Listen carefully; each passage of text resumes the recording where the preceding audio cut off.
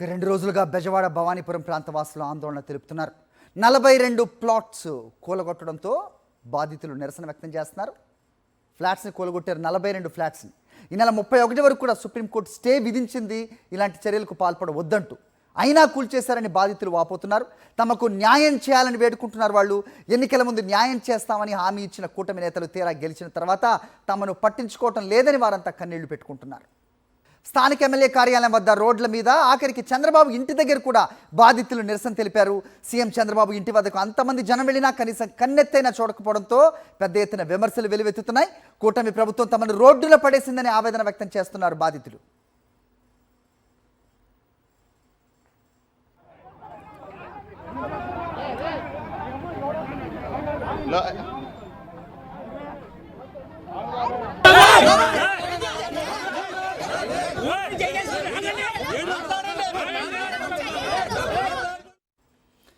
వైఎస్ఆర్సీపీ అధ్యక్షుడు వైఎస్ జగన్మోహన్ రెడ్డిని కలిశారు భవానీపురం 42 ఫ్లాట్స్ బాధితులు.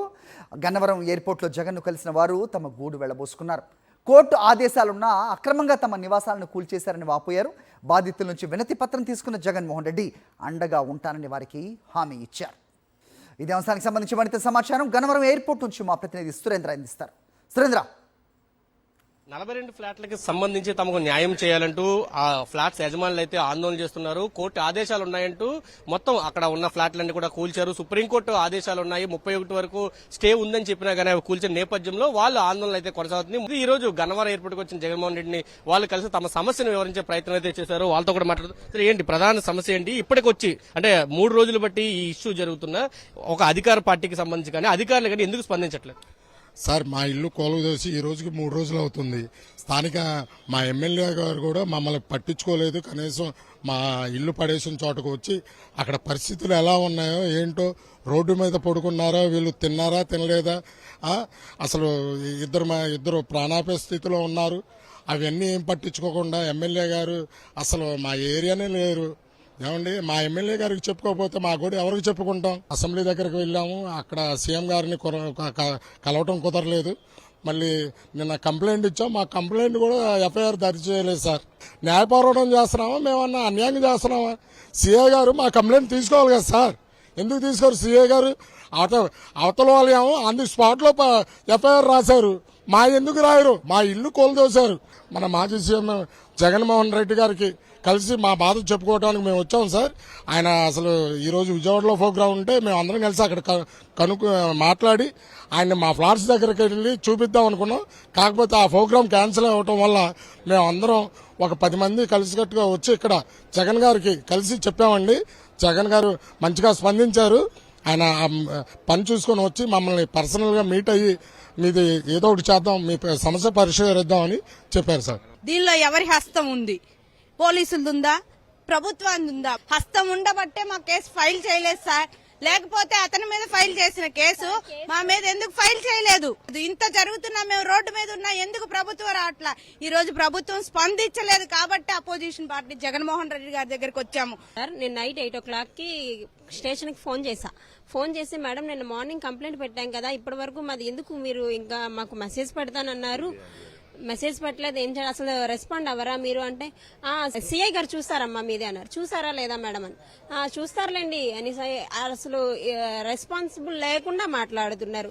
ఎన్ని రోజులు పడుతుంది మేడం అది కేసు మీరు రెస్పాండ్ అవ్వడానికి అని చెప్తే చెప్పలేమమ్మా మేము, మీది ఎన్ని రోజులు పడుతుందో చెప్పలేమని పోలీసులు కూడా అసలు అలానే మాట్లాడితే ఇంకేంటండి.